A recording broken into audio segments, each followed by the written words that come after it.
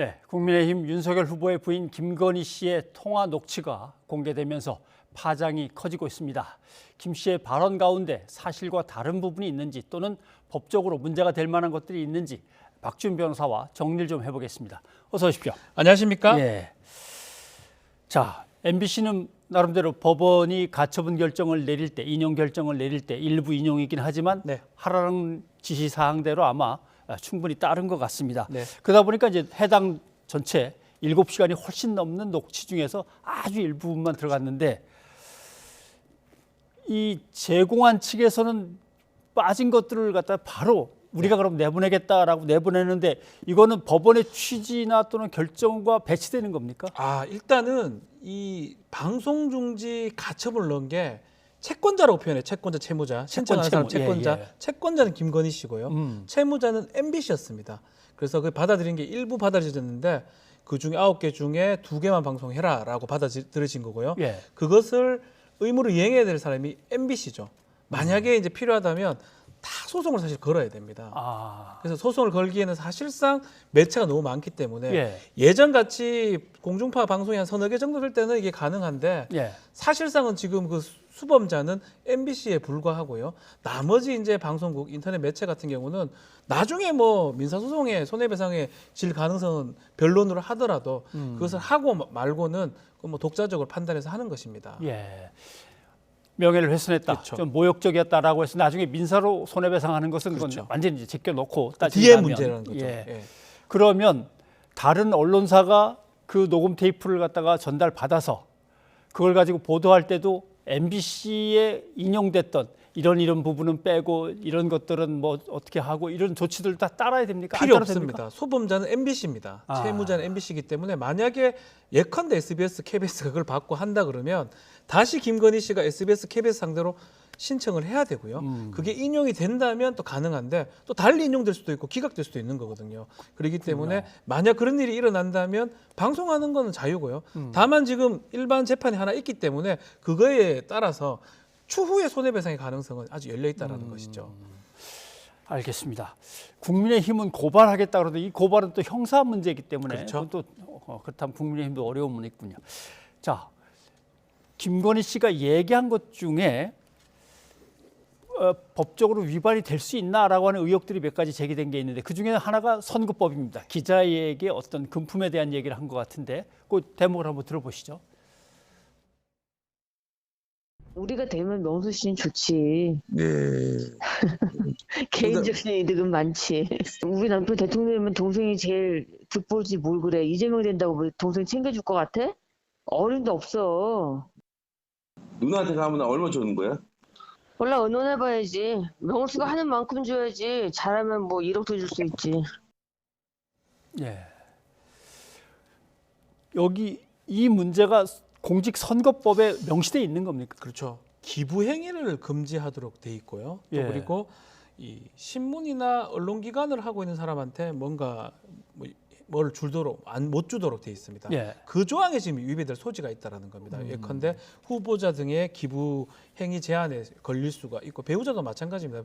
배우자가 선거하는 사람한테 뭘 주는 것 기부 행위도 할 수 없고 또 이 언론기관한테도 마찬가지로 뭔가 이익을 준다는 거 이게 좀 어렵다라는 거거든요. 그러니까 예컨대 1억 원을 주겠다라고 얘기했던 부분 또 그리고 만약 강연한다면 105만 원 정도 지금 줬어요. 그 부분이 이제 다시 사실관계를 확인해야 되겠지만 왜 줬고 그것이 확인된다 그러면 공직선거법 위반의 소지가 충분히 있어 보입니다. 캠프로 와서 일하라는 것은 저쪽 신문 기자직을 내놓고 이쪽으로 오라고 해서 채용이면 상관없습니까? 찾아봐야 되는데 이게 다 따져봐야 되는데 그냥 하는 소리인지 두 사람이 의사 합치가 된 건지 아니면 그 두 가지 일을 동시에 하면서 돈만 이제 주는 건지 세 번째 경우면 지금 법에 걸릴 수가 있습니다. 그런데 만약에 그만두고 온다 그러면 사실 또 문제가 없을 여지가 있고요. 그냥 뭐 하는 소리를 이런 얘기했다 그러면 또 법에 저촉 여부는 좀 적어 보입니다. 기자는 기자대로 취재를 하면서 그 정보를 가지고 우리 캠프에 와서 좀 수시로 도와달라 이렇게 하면 걸릴 가능성이 그게 있군요. 이제 딱 걸리는 소재죠. 97조 위반이 됩니다. 97조에 걸리는. 네. 그리고 이런 건 어떻습니까? 집권하면 가만히 안 놔두겠다 이런 것을 글쎄요, 말로 뭐 누구한테 그렇게 화가 나면 얼마든지 할 수 있는 말일 수도 있는데 그것도 파장이 상당히 큽니다. 한번 직접 들어보고 한번 생각을 해보죠. 하여튼 서울의 소리가 뭔 이게 원흉이야 다 지금. 뭐든 내 소문에. 내가 정권 잡은 거기는 완전히 완전히 어, 무사하지 못할 거야 아마. 열린 공간? 열린 공간은 거기는 이제 권력이라는 게 네. 만약 잡으면 우리가 안 시켜도 알아서 경찰들이 알아서 입건해요. 그게 무서운 거지. 예를 들면 누구에게 네. 위압적으로 반드시 내가 잡아놓도록 하겠어 이렇게 얘기한 건 아니고 웃어가면서 저렇게 대화를 그렇죠. 하는 건데 저것도 문제가 될까요? 협박죄 문제가 될 수가 있는데 협박죄가 외포심, 공포심을 느껴야 됩니다. 해악의 고지를 받아서. 예. 근데 만약에 열린 공감이 그것을 직접 들었다 그러면 협박죄가 성립할 여지도 있는데 지금 대화자는 이명수 기자랑 그렇죠. 둘이서 하던 예. 얘기이기 때문에 이명수 기자는 지금 웃어버렸어요. 음. 상황상으로는 뭐 그럴 가능성이 전혀 없는 건 아니지만 협박죄가 성립할 여지는 좀 적어 보입니다. 이런 부분은요. 네. 그런데 김건희 씨가 검찰의 수사에 대해서 가장 민감했던 조국 전 법무부 장관 가족 수사에 대해서 언급한 부분도 있습니다. 한번 좀 들어보시죠. 예. 빨리 끝났는데 계속 키워가지고 유튜브나 이런 데서 그냥 유심히 이런 데서가 계속 자기 존재감 높이려고 계속 키워가지고 사실은 조국의 적은 민주당이야. 보수의 적은 보수고. 네. 이거 내가 나중에 얘기해줄게. 우리 동생은 이제 그 유튜브 쪽에서만 이제 해서 그것만 보는 거지. 이게 정치 깊숙이 들어가면 항상 자기의 적은 그 안에 있어. 지금 윤석열의 적은 민주당이 아니야. 네. 이 보수 내부지. 그리고 조국의 적도 이거 이제 믿거나 말거나 한데 조국의 진짜 적은 유시민이야. 유시민이 너무 키웠다고. 제가 가만히 있었으면 조국 그냥 정경심도 그냥 좀 가만히 있고 좀 이렇게 그냥 이렇게 구속 안 되고 좀 이렇게 넘어갈 수 있었거든. 예. 자, 그래서 저 얘기를 들으면 네. 조국 전 장관 가족을 수사할 때 뭔가 이걸 정치적으로 판단해 가면서 조절을 할 수 있었다는 얘기인 것 같이 들리기도 하고요.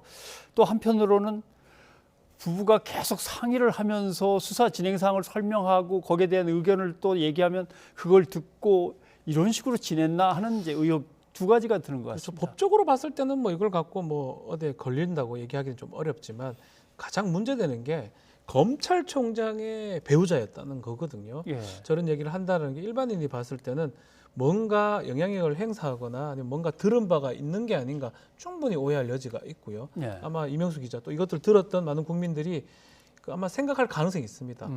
이 수사하는 과정에서 법률보다는 정치적 부분, 지금 말했던 뭐 보수, 진보 딱딱딱 나누어서 뭐 유튜버 이렇게 얘기를 하는데 그럴 가능성이 충분히 있는 게 아니냐. 이거는 뭐 법적인 문제보다는 정치적인 좀 문제나 아니면 그런 부분이 좀 될 거로 보입니다. 네. 들으면서 좀 이렇게 뜨악하기도 했지만 민주당도 계속 문제를 제기하는 부분이 미투에 관한 그렇죠. 부분입니다. 예. 안희정 전 지사 관련된 문제인데 한번 들어보시죠. 보수들은 챙겨주는 건 확실하지. 그렇게 뭐 공짜로 부려먹거나 이런 일은 없지. 내가 봐서는. 네, 그렇죠. 네. 그러니까 미투가 별로 안 터지잖아. 여기는. 그렇지. 미투 터지니까 다 돈 안 챙겨주니까 터지는 거 아니야. 나는 안희정이 불쌍하더만 솔직히. 네. 나는 안희정 편이었거든. 네. 예. 아니 둘이 좋아서 한 걸 갖다가 완전히 무슨 얘가 무슨 강간한 것도 아니고. 나는 좀 나랑 우리 아저씨는 네. 되게 안희정 편이야 지금도. 아, 그래요? 당연하지. 그게 왜 미투를 해야 돼? 둘이 서로 좋아가지고 했으면서 그 김지은이 웃기나 하냐. 그렇죠. 네. 특히 아니 그랬으면 뭐 지가 뭐 소리를 질러서 뭐 했어. 둘이 합의하에 해놓고서는 지금 와서 미투라고 그러고 다 그 당시 전부 다 그렇게 해서 걸려든 게 진보 쪽에 걸려들었잖아. 네, 사건에 따라 뭐 다 다르긴 합니다만은 미투라고 하는 것의 상당수는 자기의 신분이 드러나고, 그렇죠. 예, 2차 가해를 또 당할 수도 있고, 또는 부가적인 또 다른 피해가 올 수도 있는데도 그걸 무릅쓰고 고발을 한 케이스가 많은데 저렇게 돈을 안 받아서 이런 식으로 얘기하기는 좀 무리가 있는 것 같습니다. 이건 법적으로 문제가 될까요? 법적으로만 따져볼게요. 예. 뭐 여기서 이 발언의 어떤 뭐 옳고 그름은 이제 두 번째 치더라도 법적으로 따지면 명예훼손죄나 모욕죄가 성립될 여지가 있는데 2차 가해에 대해서. 예. 근데 명예훼손죄, 모욕죄가 되려고 그러면 불특정 다수인이 있는 데서 얘기를 해야 됩니다. 둘이 대화하는 과정에서 했기 때문에 이게 사실은 명예훼손죄라고 보기는 조금 어렵지 않느냐. 예. 뭐 전파된다고 보기도 어렵거든요. 이명수 기자가 뭐 밖에 나가서 이걸 얘기를 할 이유도 별로 없는 거고 그렇다고 따져보면 대법원상의 전파 가능성 이론을 보긴 하지만 명예훼손죄나 모욕죄가 성립하기 어렵다. 뭐 예. 이것의 가부 옳고 그름은 뭐 두 번째 하더라도 법적인 부분에 대해서는 뭐 성립하기 좀 쉽지 않아 보입니다. 알겠습니다. 그리고 국민의힘은 열린공감 TV와 이제 서울의 소리 여기에서 이제 문제 제기가 하나 이제 나온 게 있습니다. 국민의힘 쪽에서 나온 게 뭐냐면은 방송 내용을 쭉 들어보니까 통화 녹음만 있는 것이 아니라 여러 명이 모인 자리에서 녹음된 게 있다. 근데 본인들의 동의를 구하지 않은 것이다. 이건 이제 통신비밀보호법상 문제가 된다는 건데요. 우리 통신비밀보호법상의 대화자 간의 녹음 가능합니다. 지금 전화 녹음은 아무 문제 없이 법적으로 허용이 되는데 네. 지금 코바나 콘텐츠에 들어가서 다른 사람이 있는 데서 녹음기를 켰던 게 있나 봅니다. 이른바 도청이 되면 이제 통신비밀보호법 위반이 될 여지가 있습니다. 예. 그렇지만 거기서 본인이 대화를 한다면 다른 사람이 있다 하더라도 대화만 한다면 법 위반은 아니거든요. 그것을 아마 좀 봐야 될 것 같고요. 일단은 국민의힘에서는 서울의 소리 대표 몇 명 등을 통신비밀보호법으로 이제 위반으로 고발했는데 그 부분을 따질 거예요. 완전한 도청인지 아니면 대화하는 도중에 녹음이 됐는지. 그래서 전자면 위반이 될 수가 있고요. 예. 후자면 법 위반 아닙니다. 알겠습니다. 뭐 일단 이번 또 주말 지나면서 방송이 또 한 된다고 건의 하니까요. 방송이 네. 이제 준비가 돼 있다고 하니까 그 내용도 들어보겠습니다만은 이제 전체가 막 공개되고 있는 상황이어서 네. 큰 의미는 없습니다만은 또 어떤 방송이 나오는지도 지켜봐야겠죠. 예, 고맙습니다.